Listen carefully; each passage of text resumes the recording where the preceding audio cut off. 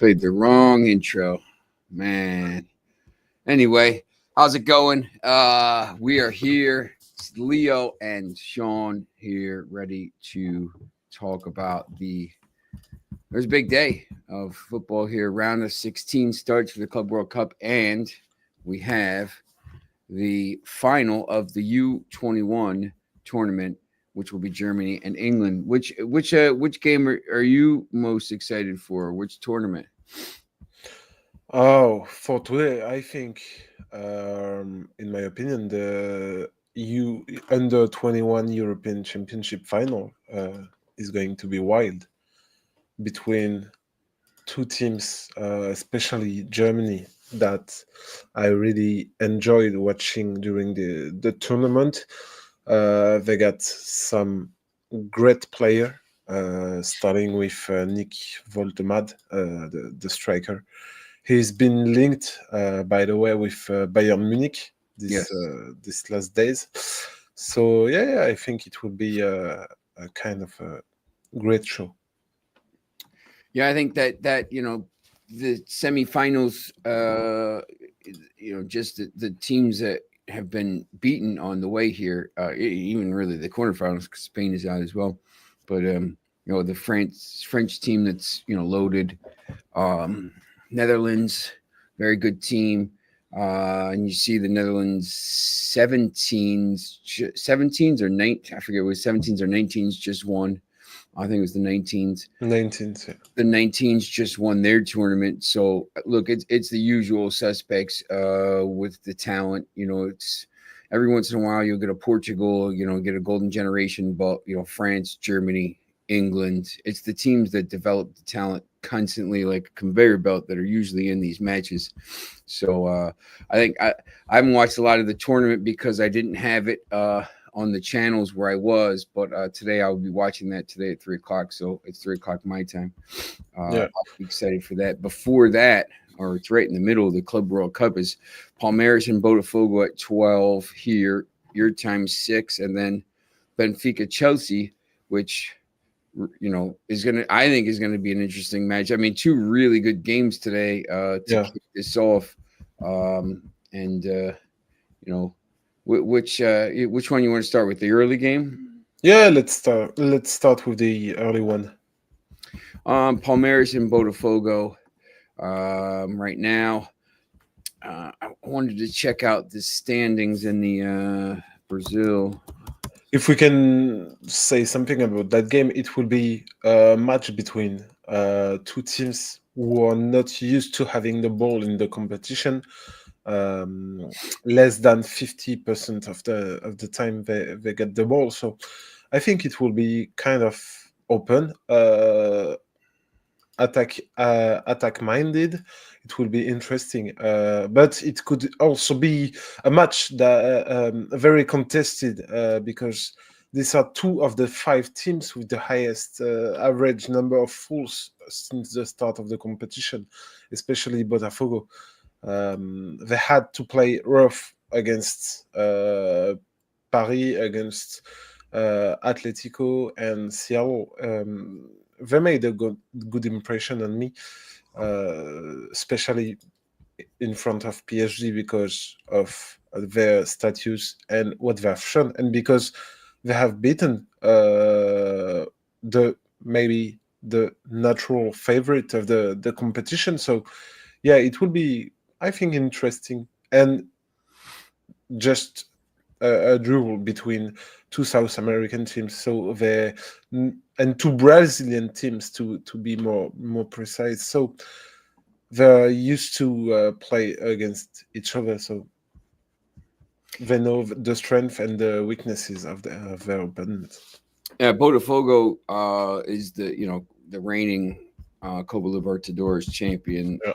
Obviously, Palmeiras won in 2020 and 2021. I mean, this tournament has been dominated by Brazilian teams since 2017. River Plate's the only non-Brazilian team that has won that tournament. So, and looking at the standings in the league, they're both doing okay in the league. Palmeiras is a little bit higher in the league. The league just started. They're 11 or 12 matches in here. So Palmeiras is in fourth, Botafogo's in eighth in the table. So, but that stuff I think it doesn't really matter when you play a game like this. This is, we spoke a little bit about this yesterday. Palmeiras, Botafogo, Benfica, Chelsea. One of those teams is going to be in a semifinal of the Club World Cup. And look, before and when they used to do the tournament, it was always South America versus the European teams in the final. To be in a semifinal wasn't that big of a deal. Now with this 32 teams bracket and with the teams that are in it, to be one of the final four teams left standing in this tournament is going to be a pretty big deal, I think. And the winner of this game today you get a lot of money. You got a chance to get to a semifinal, but this is huge bragging rights match as well. The fans will be out. It'll be a really fantastic atmosphere in Philadelphia, and just like you said, with both teams trying to play, they don't have the ball as much, and they kind of, I always think those kind of matches are interesting because I see it with Manchester United sometimes, and you're like, when they're away, sometimes they'll like to play on the counter, and they'll be happy with that and hitting it. But like, both teams want to sit back. You're like, no, you take the ball, you take the ball, and it's almost like a chess match trying to move pieces around the board. So really strategic content. If you ask me who's going to win the match, I don't know. I mean, I know Palmeiras probably a little bit more talented and playing a little bit better here, but I don't know. I mean, Botafogo is the defending champion, so this is really a toss up. And say, like, I mean, do you feel like this could go either way? Yeah. I think we need to point out that Botafogo will play without their midfielder, Yeah. Gregore, who played the entirety of the first three games. So it will be interesting to see how they will do without him and how his replacement will play. I think if we are looking on the starting lineups or predicted starting lineups, it will be Danilo Barbosa, the 29 Brazilian, who will play replacing him. He didn't play much this year, only 13 game, all comps. So he will need to adapt to that competition with the heat, with the tense, because I think it will be a lot of tension in this encounter. So yeah, if I have to bet on something, I would say that Palmeiras will qualify, not because they are a better team than Botafogo, but because their individual talents, in my opinion, are maybe bigger than those of Botafogo. Yeah, Pedro's not here, so I'll be Pedro right now. Botafogo is the underdog. Palmeiras is a slight favorite. It's called plus 120 here, but a tough game, to bet. And the second game is basically the same thing. I mean, almost exactly the same odds. Chelsea is plus 120. Yeah, Basically with Benfica. I thought this, to me. I think everyone that is a anyone that hasn't watched a lot of Chelsea this year will probably think Chelsea's just going to come in and roll this game. And I've watched a lot of Chelsea, and they don't make it easy. And you never know which Chelsea's going to show up. They were really good at the end of the season, and they were really good at the beginning of the season, and they were really bad in the middle of the season. Like, yeah, there was really no in between with them. They either play well or they don't. They're not one of these teams that is going to just play like kind of like and like scrape out a win. I mean, they just play.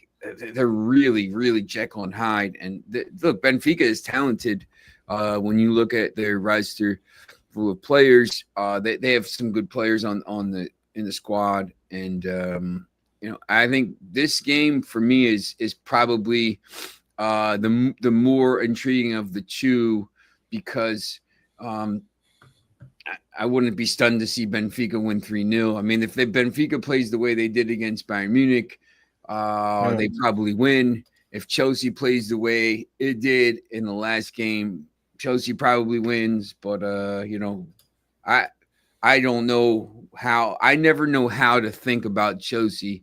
We have a thing. We have a game that we play uh, with a lot of these people, and it's like a knockout. You pick one team every week in the Premier League, and all they have to do is win, and you stay alive. They can't draw, they can't lose, and you can only pick the team once. And everybody, a lot of the people in the group are Chelsea fans, and no one picks. It's like picking. No one picks Chelsea. Chelsea's playing Southampton. Man, they should win this. Like I can see them like losing 1-0 or like drawing or like Chelsea's playing Manchester City and they win. Like you just don't know. But how do you feel about this game? The first thing I think it's to remember that it's been over 10 years since Benfica and Chelsea last played each other. Do you know when was the last time? Champion this European final? Yeah. 2013 Yeah. the 2013 Europa League final because Yeah. Benfica is cursed after I don't know if do you know the story? No, but I will. Benfica and they won the two Champions League finals or the two European Cups back in 1961 and 1962. With Eusebio and there was a the coach. There was a dispute with the coach, right? And he left, and he said, "Listen, you guys will not. I will curse you. You won't win another European title for 100 years." And they were good. They had Eusebio, and since then they've lost to Manchester United in every single time they get to a final, they lose, right? So the Benfica curse is real. If you look that up, Bela Gutmann, the Hungarian coach, he won 2 titles in a row. He wanted a new contract and a pay raise, and the club said no. This is after they won 2 European Cups, mind you, and they broke the deadlock of Real Madrid. And he said, "Okay, not in 100 years will we ever be a European champion." They've been in 8 finals since then, and they're 0-8. Oh, so okay. This is part of this curse.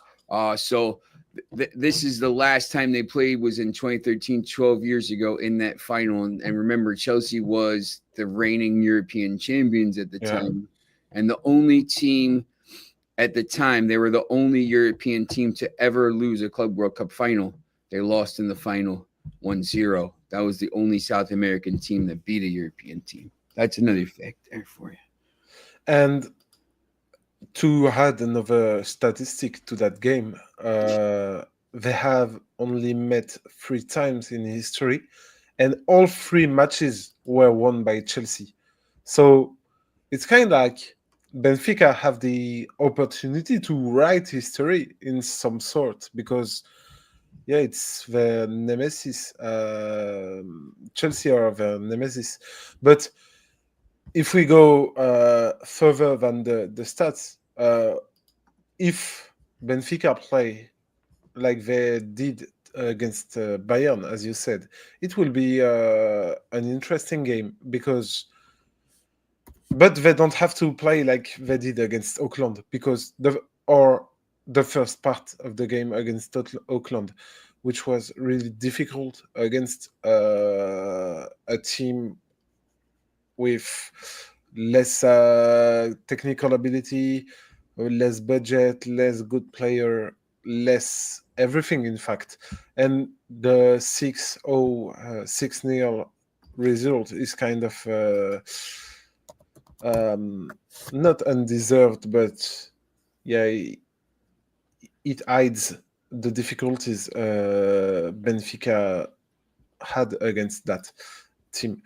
And concerning Chelsea, if we just look at what they did in the competition so far, they had, I think, in my opinion, more difficult competition than Benfica. Not because of the teams, because Benfica played against Boca Juniors, they played against Bayern Munich. But I think in what the opponent have offered to the teams, Chelsea had difficulties. We saw against Los Angeles. They won, but it wasn't a really good performance. They lost 3-1 against Flamengo. Then they won against Esperance. But as you said, the group stage phase was at the image of the season. It was unbalanced. We have seen some good things, others uh, bad. I think about the defense, the struggle to defend, the struggle in some areas, but they got talent. They got a lot of depth in their squad. So yeah, it will be an interesting game in my opinion. Yeah, and remember we have two matches tomorrow as well. We will get to those tomorrow, but those will be PSG, Inter, and Flamengo, Bayern, uh, another Brazilian team, another couple of European giants that look destined to play in a quarterfinal. The other game today that we want to get to, and we haven't talked a lot about it on the show, but we definitely want to get to it here today, is the Euro 21 final, Germany and England. Yeah. This is at three. This is 3 o'clock my time, 9 o'clock your time in Bratislava, I believe is the final. Yeah. Look, Walt Mode has the most goals, most goal and assists, goal involvements. He's got 9, 6 goals, 3 assists since they started keeping these optimal stats in 2007. This is the best tournament anyone's had. He's a monster.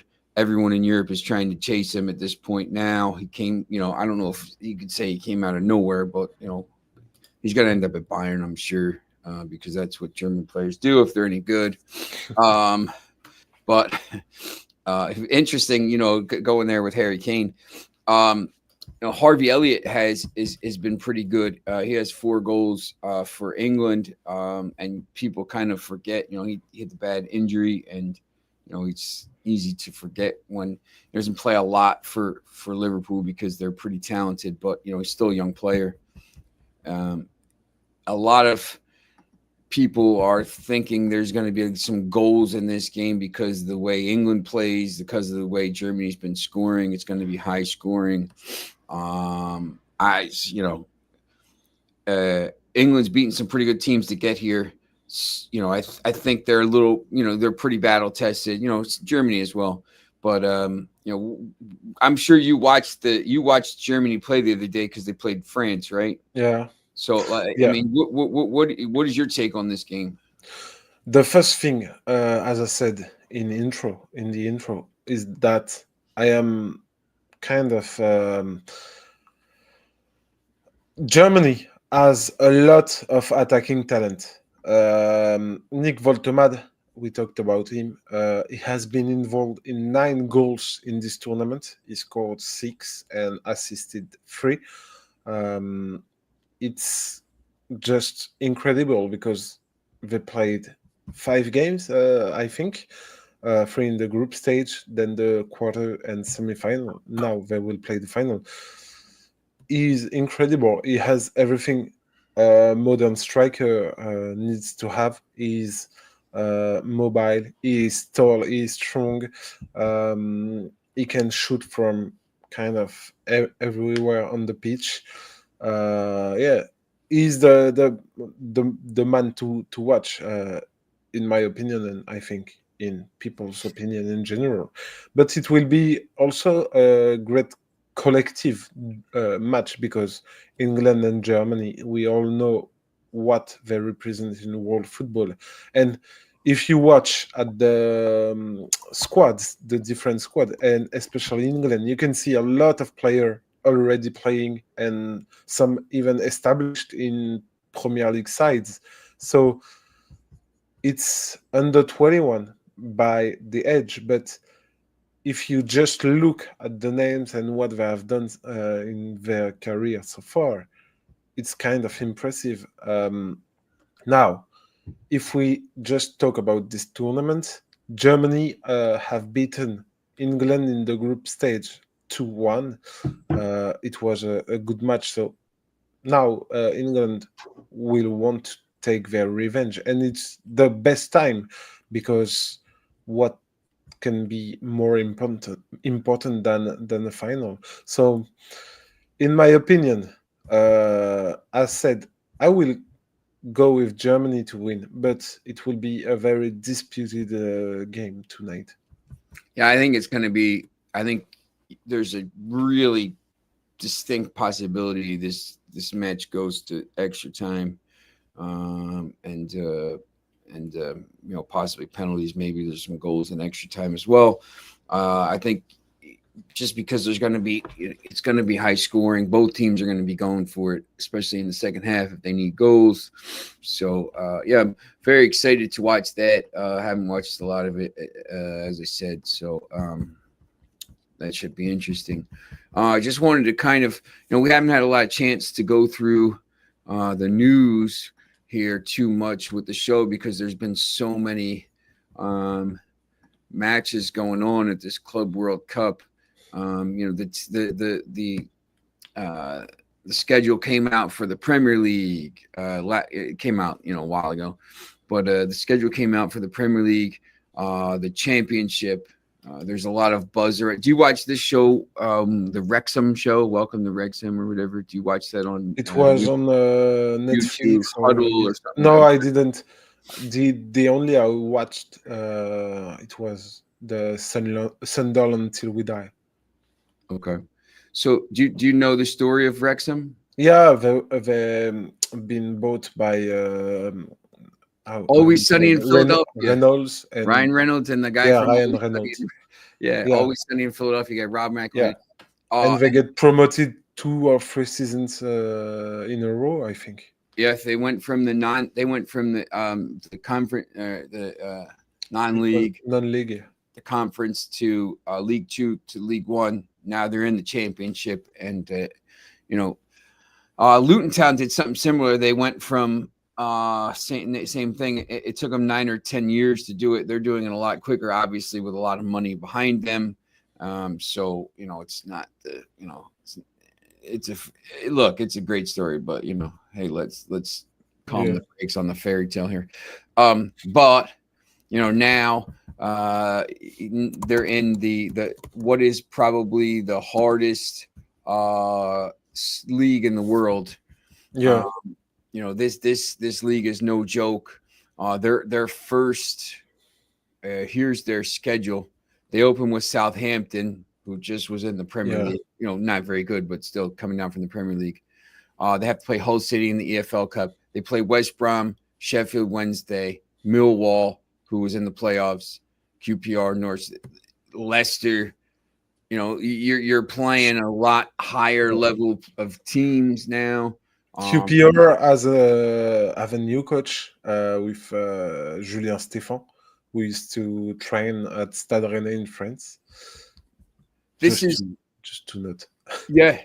Once again, they had a pretty good season last year. They were up and down, but pretty solid for them. I just people think, hey, they're going to be in the Premier League. I think that's probably a year or two away, a season or two away. Look, I could be wrong here, but this league, the championship, with 46 matches, there's 24 teams. 2 go up automatically. 1 goes up through the playoffs. If they make it into the top 6, of this league, I'll be absolutely stunned. Even if they make it into the playoffs, I'm not even saying they get promoted, because you have these teams. Leicester, who's going to get probably a points deduction, but they're going to be pretty good. Southampton, who was just in the Premier League, playing with teams didn't have a lot of points, didn't have a lot of wins, but once again, you're in the Premier League.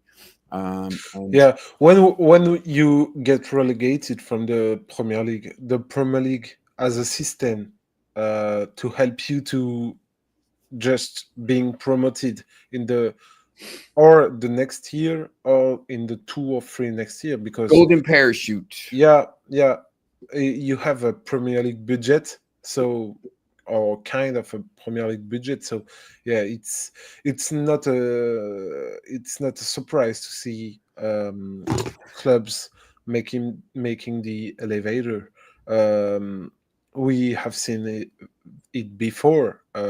Sheffield United were close to come back to Premier League this season, and that's cool for the teams, but it's kind of unfair if we just have a big view on the championship. Yeah, and just once again, this is hold on one second. This is just me personally thinking. I think there's a much better chance they get relegated than they get promoted again. It's really this league. Everybody watches the Premier League because it's glorious and all this. But if you actually watch these games, if you're a fan of the league, I always on Saturdays I try to watch the recap show. It's like it's on IPTV. It's like Match of the Day, but for like the EFL. And you watch, and it's just every game is a war. You're playing Tuesday, Saturday, Wednesday, Sunday. You're just playing so many games. Then you got to play all these other things. Oh, hey, Hi, Pedro. What's up, Pedro? Hello, good afternoon, my guys. We're talking about the how hard the championship schedule is, and because Wrexham just got promoted and everything like this. But I know you would probably want to talk about Benfica Chelsea today, right? Yeah, absolutely. Okay, even as a sporting fan. Yes, even as a sporting fan, but I'm Portuguese. Above of that, I was checking the game is in Charlotte. How is the weather in Charlotte today? Did you check the weather forecast, fan? I can tell you right now, it's 73 degrees right now. It'll be it's going to be hot. It's going to be very warm. I can tell you in Charlotte weather Celsius. I'll tell you what it is in Celsius. 33 is a high in Celsius. It's going to be, there's going to be maybe some rain, maybe a little bit cool, but it's going to be pretty warm. So it's going to, an interesting kind of match. I know Chelsea's probably a little bit deeper as a squad, but once again, you can only play 11 and put subs in. But their subs are going to be a little bit, maybe they have better players coming off the bench. But what do you think, Pedro? As I said yesterday, in my opinion, Benfica has a word to say. Benfica fans want this victory, at least a good fight. At least that Benfica can play the game by the way, be competitive. In a better perspective, I like Benfica in the double chance, which means plus half a goal, which the better can cover 2 of the possible outcomes. It's my play. It's my play for the game. Benfica supporters are very unpleasant with the team because Benfica only won two championships in the last 5 years, and Sporting won 2 championships in a row, something that doesn't happen for almost 15 years. And have you seen some of the previous games? Benfica it's playing with motivation. Benfica is playing with motivation, and he will do that again tonight. And it could be, because we didn't talk about that, but it could be Angel Di Maria's last game with Benfica tonight. If they lose to Chelsea, he will go back to Rosario Central. Yes. Absolutely. We know that it can be Di Maria last game for Benfica will be emotional, and when Di Maria returned to Benfica, he said, "I have so much better financial proposals, and I decided to stay in Lisbon with you guys." Yeah, It's the romantic side. It's the romantic side of sport that it's not so often nowadays. but you just have to. Oh, sorry. No, go ahead. on. Go ahead. I was You gonna. just have to see Di Maria's career, and it has been a fairy tale since the start of it. From Rosario to Real Madrid. Oh, we can put away his Manchester United year, because we all know it was kind of difficult. Ran out of town by burglars. We won't talk Yeah, about that. but tell me one thing. When Di Maria was in Manchester, the coach it was Van Gaal, right? Yes, but his Yeah. his wife didn't Yeah, like it. didn't work with South American players. Oh yeah. Just didn't work out. It's a question of mentalities. Yeah, but apart from Manchester United, he was a star at Real Madrid, one of the best the best player at that time. He's kind of I can't say he's a legend at PSG, but he's close to be. At Benfica, he is also someone really recognized, and now he will finish his career at his former club. So it's kind of the dreamed career for a player. Yes, all the ingredients are there for a great match. Yeah. As I say, go ahead, Sean. We were talking about the.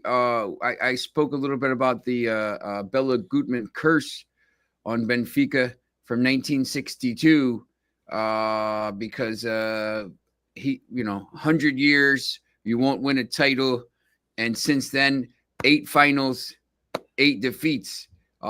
Is that a story that people know well in Lisbon? Yes, absolutely. I don't know if you know about that story that Benfica won the Champions League in the system in the 60s twice. In the time they have that great squad with Eusebio. Yes. And after that, when Benfica reach a final, they miss.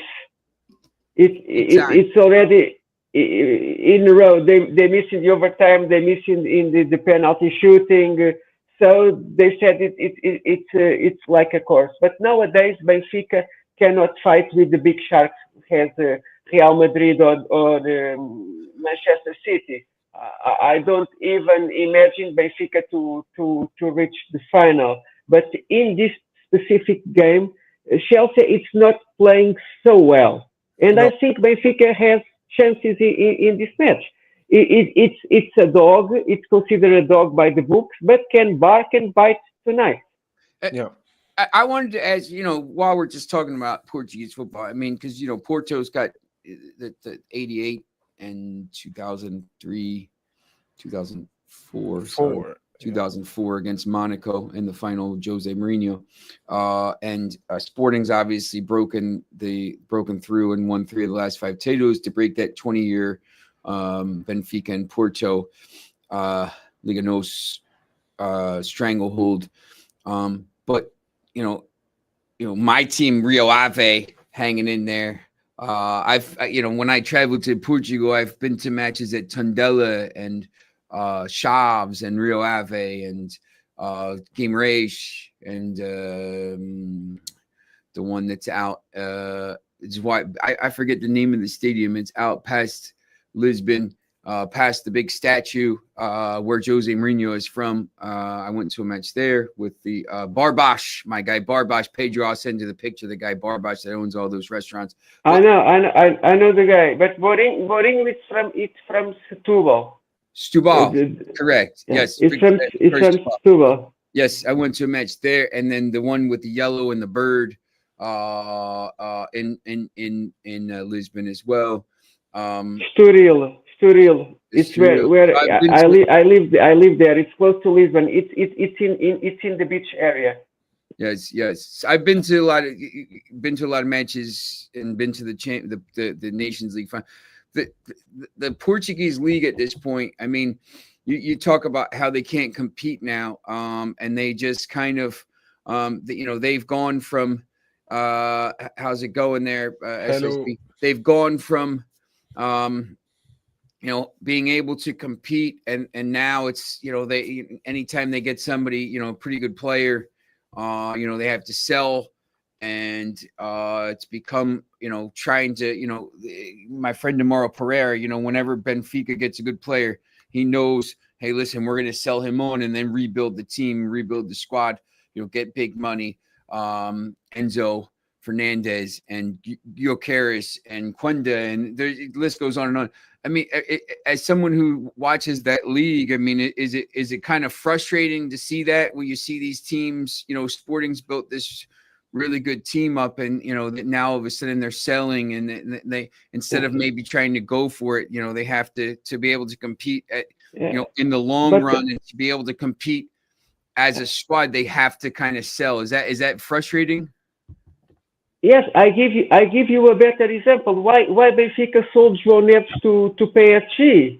He was so young, good in the midfield, and the supporters contested the decision. You can sell the players, but not with the 20 or 21 years old. Try to keep the players until 24, 25, and then you can sell for a better price. I don't know if the issue is why, if the clubs need money for their cash flow, or if the presidents are pressured by the managers, by the staff, their entourage, to make business to receive the commissions. Now, I want to go.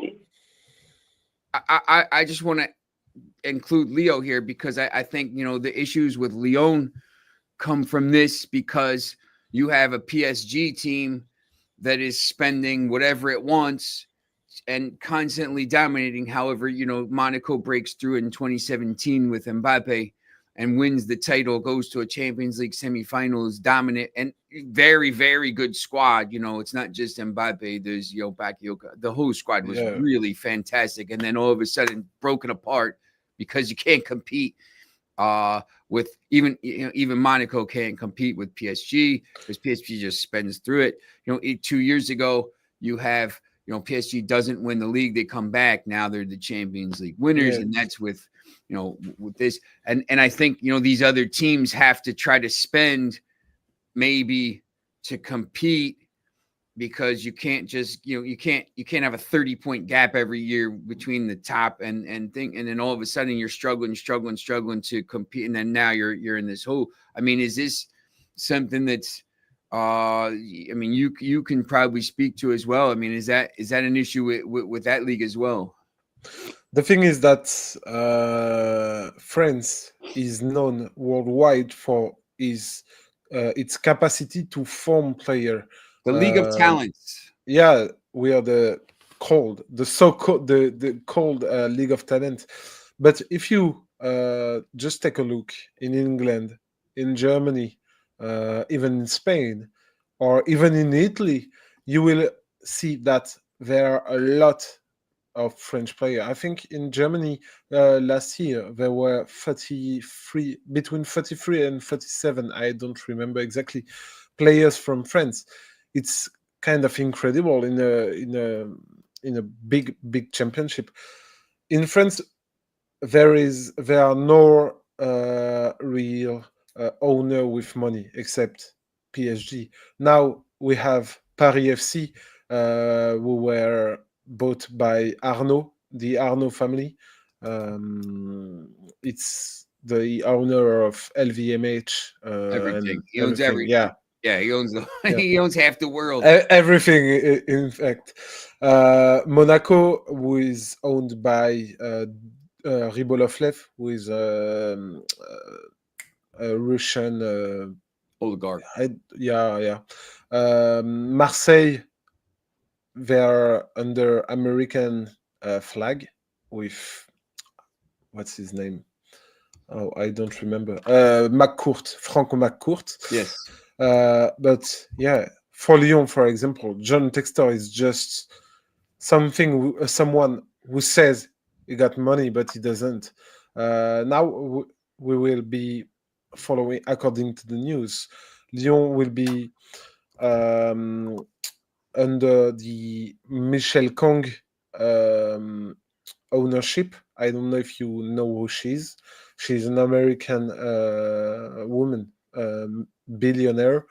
She is the owner of the feminine section of Lyon, um, and she will invest in the club. So we don't have a lot of big owners, and but we form a lot of good, very good players. So we don't in France we can't keep these talents because when the Premier League or PSG, because if I talk about Lyon, when PSG went and said, okay, we want Bradley Barcola, we can give you between 40 and 50 million. For a club like Lyon, it's impossible to refuse.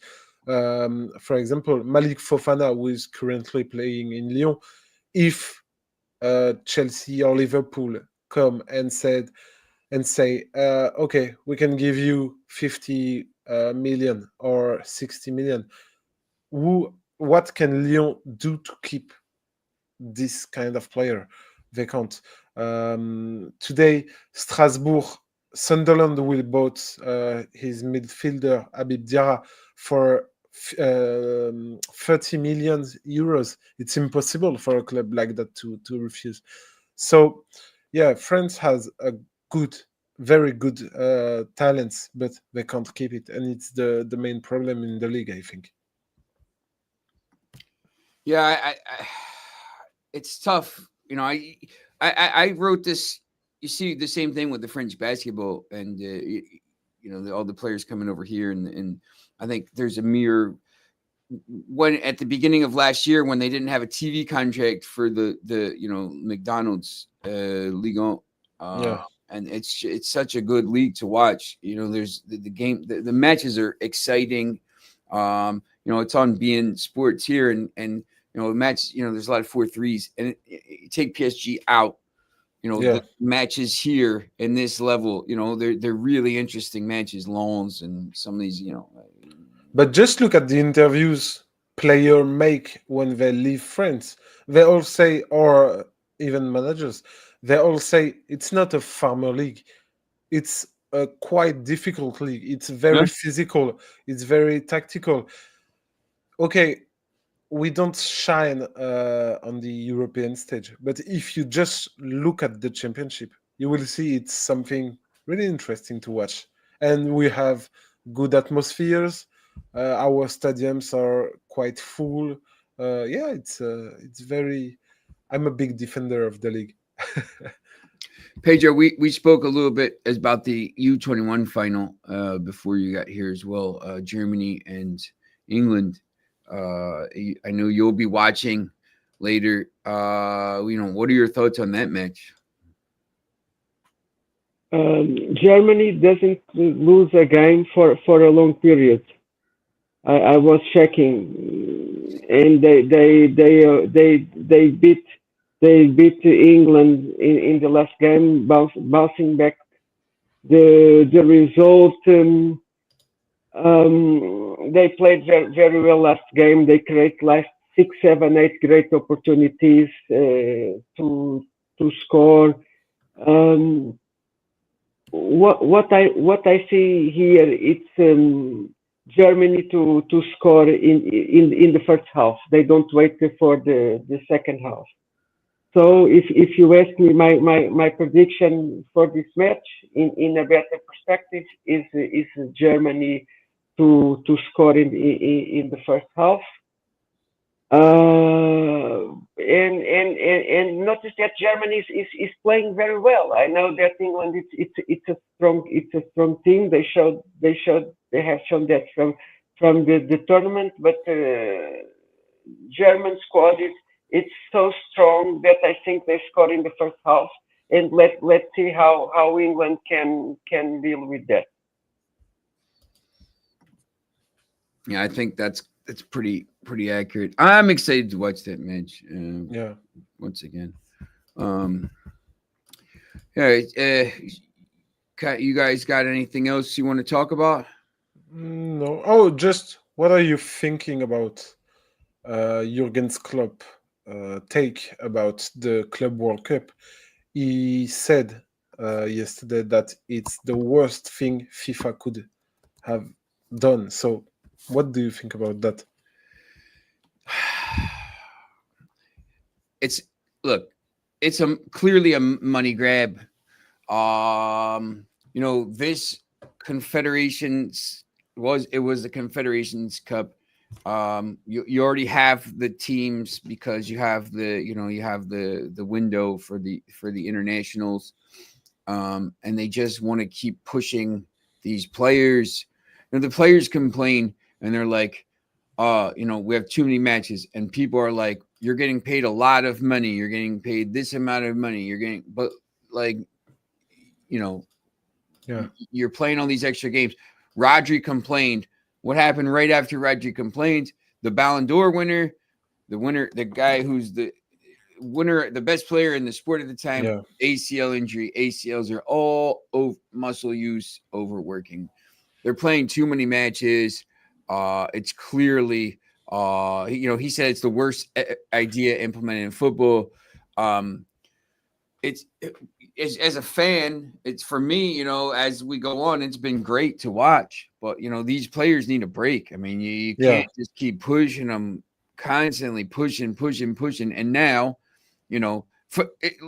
as a Manchester United fan, like, look, we're not in Europe and we're not in this, but Chelsea and City, I think City's going to be a little bit better. City and Chelsea are probably a little bit better equipped to deal with this because they have a deeper squad. However, if like Cole Palmer or someone of these players gets hurt, one of their better players, it's going to be an issue. But they'll just spend their way out of it. But some of these other teams, I think to watch, Benfica as the season goes on, to watch Real Madrid as the season goes on, to watch some of these teams that aren't as deep, as the season goes on, will be very interesting in the fall because these players never get a break. I mean, if you're a team, PSG, Bayern, Manchester City that goes all the way to the final on July 13th. Basically, the season's, your summer, you got to fly back, you do whatever. You're going to be on break for about probably 2 weeks because like Manchester United's squad is coming back in July 7th, July 8th. So, they're going to go on break. Manchester City's going to get in the final, and they're going to go to July 13th. They're going to go on break, and then they have to turn around and play. Basically, you can't just come back on August 2nd and say, hey, we're going to play on the 16th. I mean, but if you don't have this break, these guys are going to be super burned out. I mean, it's great. I think it's good for the fans. We enjoy watching it. We enjoy talking about it. I enjoy watching it. But in the long run, and then next summer you have the World Cup, and then the following summer you have the Nations League, and then the following summer you have this. Like, you can't say, oh yeah, you'll get a break in 2027, 2 years from now. These players are going to just, at some point, the players are going to revolt against it, and I think there's going to be an issue. You don't need to have this. You could just have, the go back to the Confederations Cup. But now they see they're making money with it, with all the television deals and everything, and they're giving the players money, and they're, the players are going to, if you win, you're going to get cash. So they're going to say, all right, I guess we'll deal with it. So, and the clubs are going, the winner, the club is getting 130 million. So, it's great for them. So it's just crazy though. Yeah. And you, Pedro, what do you think about? What I think it's soccer. It's the biggest sport in the world. You cannot even compare with the other sport. It's a B with a big billionaire business. And if things gets out of control, of course there will be an issue with the players. This is for sure. Yeah, yeah, and I think it can be the only solution for them to be heard, because the thing is, we say, yeah, they keep earning money, they play a lot of games, but if we just get out of the sportive perception, as a fan, it's too much football all year. Every day you can watch football if you want. You don't have rest, because if players don't, we don't have rest too. And the quality of the analysis, the way people think football, the way they perceive football is also impacted, in my opinion, because there are so much games that if a team plays away on Wednesday and plays another way on Saturday, you will read, okay, they did good, then they did bad, then okay, they did. It's it's quite difficult to analyze that, I think.